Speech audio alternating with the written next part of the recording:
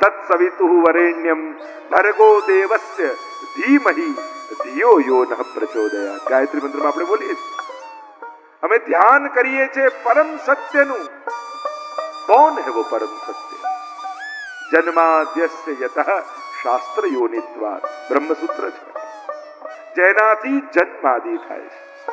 આ જે કાંઈ પણ સર્જન દેખાય છે એ ભગવાન જ પોતે આત્મકૃતે પરિણામાત, પોતે જ પોતાનામાંથી આ પરિણમિત થયા છે.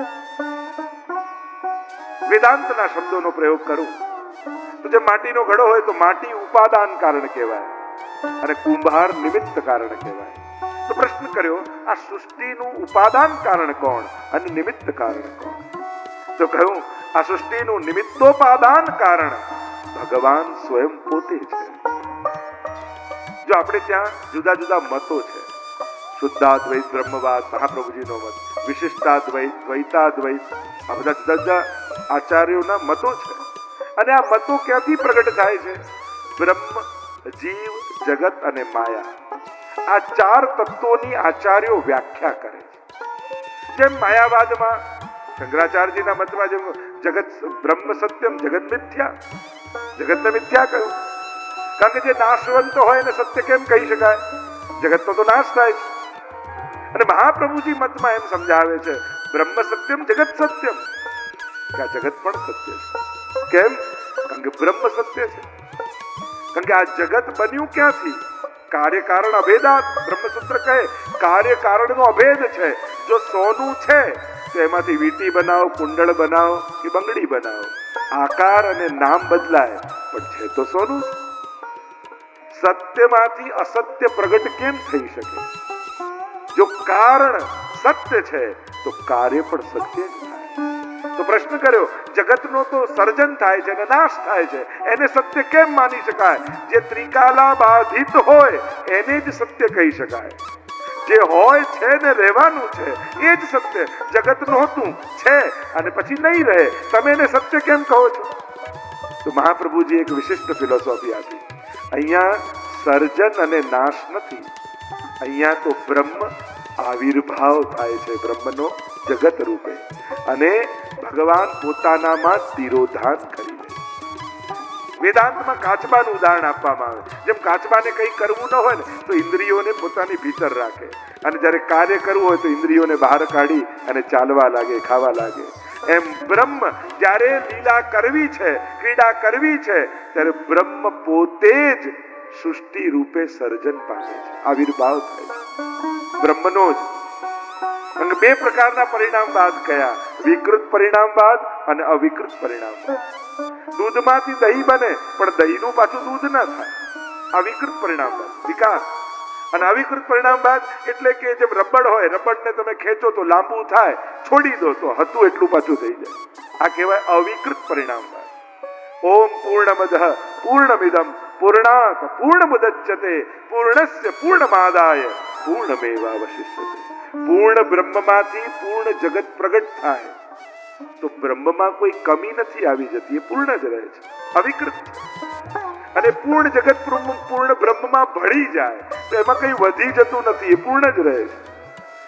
બ્રહ્મ જ આવિર્ભૂત થાય છે અને એ જ પોતાનામાં તિરોધાન કરે છે.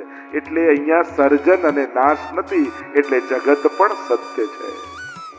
રૂપ નામ વિભેદેન જગત ક્રીડતી હોય. આની શરૂઆત થઈ જન્માદ્યસ્ય યતઃ, જન્માદિ જેનાથી થાય તો ગાયત્રી મંત્રની શરૂઆત થાય તત્સવિતુઃ, એ સવિતા, સૂતે પ્રસૂતે ઇતિ સવિતા, જેનાથી જન્માદિ થાય છે. મહાપ્રભુજીએ ગાયત્રી ભાષ્ય લખ્યું છે અને મહાપ્રભુજી માને છે કે ગાયત્રી મંત્ર એ તો પરબ્રહ્મનો મંત્ર છે, સાક્ષાત બ્રહ્મ સૂચક એ મંત્ર છે. અને ગાયત્રી દરેક મંત્રનો છંદ હોય તો ગાયત્રી તો છંદનું નામ એ મંત્રના. દરેક કોઈ મંત્ર હોય ને એના દેવતા હોય, ઋષિ હોય, છંદ હોય ને બીજ હોય. આ ચાર વસ્તુ દરેક મંત્રમાં હોય. તેમ ગાયત્રી મંત્ર તો ગાયત્રી છંદનું નામ છે. લોકોએ દેવીની ભાવના કરી, બાકી પરબ્રહ્મનો સૂચક મંત્ર છે. તત્સવિતુઃ વરેણ્યમ, જે પરમમ છે એ જ વરેણ્યમ છે. એમ સુંદર ચર્ચાઓ છે, હમણાં એમાં વિસ્તારમાં નથી જતા. છેલ્લે કહ્યું સત્યમ પરમ ધીમહિ. અમે એ પરમ સત્યનું ધ્યાન કર્યું. કયા પરમ સત્યનું? જેનાથી આ બધું જ નિર્મિત છે. તો रूप नाम विभेदेन जगत क्रीडति यो यतः. रूप नाम के भेद से वही परमात्मा क्रीड़ा कर रहा है. सोने की विविध चीजें हम बनाए, किसी को चूड़ी कहेंगे, किसी को बीटी कहेंगे, किसी को कुंडल कहेंगे, पर सोना तो सोना ही रहेगा. वैसे ही ब्रह्म रूप नाम के भेद से क्रीड़ा करता है, पर तत्वतः तो ब्रह्म ही क्रीड़ा कर रहा है. ऐसे परमात्मा को, ऐसे सत्य रूप परमात्मा को धीमहि हमें ધ્યાન ધરીએ. બીજા શ્લોકમાં ધર્મ પ્રવચિત કહે તવો અત્ર પરમો, કહ્યું કે આ તો કપટ રહિત ધર્મનું વર્ણન ભાગવતમાં. અચ્છા, તો કપટ રહિત ધર્મમાં કપટ શું? તો કે ભગવાન પાસે ભગવાન ન માંગવા અને ભગવાનથી માંગવું એ જ કાપટ છે. ભગવાન માણસને વસ્તુ આપે કારણ કે માણસનો પ્રેમ એને મળે, અને જીવ પ્રેમ એટલા માટે ભગવાનને આપે કે એને વસ્તુ મળે. બસ આ જ ભગવાનના પ્રેમ અને જીવના પ્રેમનો ફરક છે. વસ્તુ માટે પ્રેમ કરે અને ભગવાન પ્રેમ માટે વસ્તુ આપે. ત્રીજા શ્લોકમાં ભાગવતના સ્વરૂપને ફલાત્મક રૂપે બતાવ્યું. નિગમ કલ્પ તરોર ગલિતમ ફલમ શુક મુખાદ અમૃત દ્રવ સંયુતમ પીબત ભાગવતમ રસમાલયમ મુહુરહો રસિકા ભુવિ ભાવુકા. નિગમ એટલે વેદ રૂપી કલ્પ વૃક્ષ પર લાગેલું ભાગવત રૂપી ગલિત ફળ છે. અને આ ગલિત ફળ કેવું છે? એમાં નથી થળીઓ, નથી છાલ, ત્યાજ્ય કોઈ વસ્તુ નથી, રસરૂપ છે. એટલે આજ્ઞાર્થ શબ્દનો પ્રયોગ કર્યો. પીબત અને પીઓ. રસમાલય, રસનો આલય છે. પણ આ મીઠું છે કે નહીં ખબર કેમ પડે? જો ઝાડમાં જેના ઉપર પોપટે ચાંચ મારી હોય ને એ સૌથી મીઠું ફળ હોય.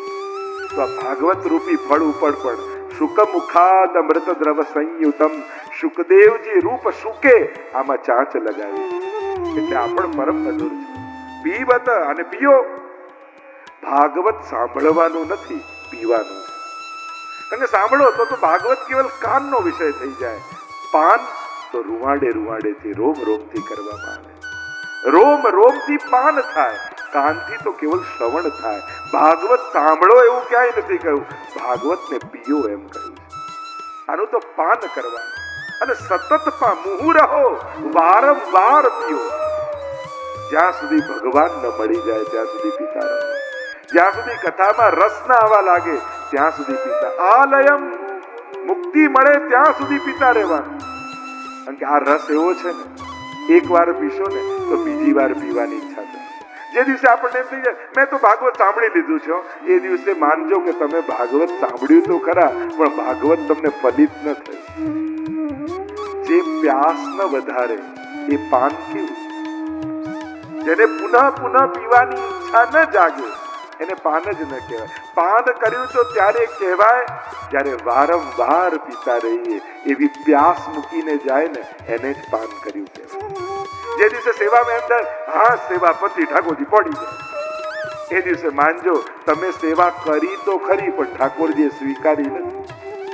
પણ જે દિવસે એમ થાય લો હવે પ્રભુ પહોંચી ગયા, આંખમાં જળજળી આવી જાય, એમ થાય હવે ક્યારે બીજા દિવસની સવાર થશે, હવે ક્યારે મંગળા કરાઈશ અને મારા લાલનના મુખારવિંદના દર્શન મને થશે. એવા તાપ સાથે જ્યારે પ્રભુને પોઢાવો ને તો માનજો આજે ઠાકોરજી બહુ પ્રસન્નતાથી તમારી સેવાનો અંગીકાર કર્યો. અતૃપ્તિ અને અસંતોષ આ બંને ભગવત કથાના ફળ છે, ભક્તિના ફળ છે. સંસારમાં સંતોષ બહુ સારો અને ભગવાનમાં અસંતોષ બહુ સારો. ચાલશે, ફાવશે, ગમશે આ સંસારમાં બહુ સારા, પણ સેવામાં બિલકુલ સારા નહીં. ઠાકોરજીને આ નહીં ચાલ્યો, આ જ જોઈશે. પ્રભુને આ નહીં ગમ્યો, ઠાકોરજીને તો હાથ ધરાવવું પડશે. પ્રભુને આ નહીં ફાવ્યો, પ્રભુને તો માટે તો આ જ લાવવું પડશે. એટલે પ્રભુમાં ચાલશે, ફાવશે, ગમશે બિલકુલ નહીં ચલાવવું. અને સંસારમાં આ ત્રણ જ વસ્તુ ઉદ્ધારક થઈ જાય. લૌકિકમાં તમારામાં જે મળે ચાલશે, જે મળે ગમશે, જે મળે ફાવશે. પોતાના માટે આ વાપરવું, ઠાકોરજી માટે નહીં વાપરવું. અહીંયા કહ્યું નિગમ કલ્પ તરોર ગલિતમ ફલમ. એવું આ ફળ જેના સુખદેવજી જેના રસનું પાન કર્યું છે. મુહુ રહો, વારંવાર આને પીતા રહો. રસિકા ભૂવિ ભાવુકા, જે રસિક જનો છે આમ કહી અને વ્યાસજી કહેવા લાગ્યા કે હવે 6:30 થઈ ગયા છે. તો આજની કથાને આપણે વિરામ તરફ લઈ જઈએ. આ ભાગવતની કથા એવી રસમય છે, આના પાન કરતા કરતા કરતા મનમાં એ લાલસાઓ સતત આપણી વધતી જ જાય. પણ કાલે મહામહોત્સવ આપણે ઉજવવાના છીએ, રામ જન્મભૂમિ, અને ત્યાં સુંદર રામ મંદિરનું નિર્માણ, અને ત્યાં ભગવાન રામના સ્વરૂપની પ્રતિષ્ઠા થવાની છે.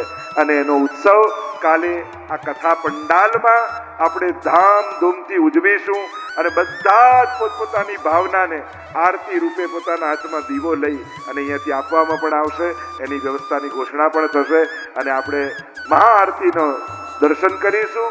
અને ત્યારબાદ કથા પૂરી થઈ જાય ત્યારે પૂજ્ય જીજીની હવેલીમાં દીપ માલિકાનો મનોરથ ઠાકોરજીનો છે, તો ત્યાં 8 વાગે પછી ત્યાં એ સ્વરૂપના દર્શન અને આરતી ઉત્સવનો આનંદ આપણે લેવાના છીએ. તો કાલે તો પૂરા વિશ્વભરમાં પ્રભુ રામ પોતાના જન્મભૂમિના મંદિરમાં પ્રતિષ્ઠાના ઉત્સવમાં આખું વિશ્વ રામના રંગે રંગાવાનું છે.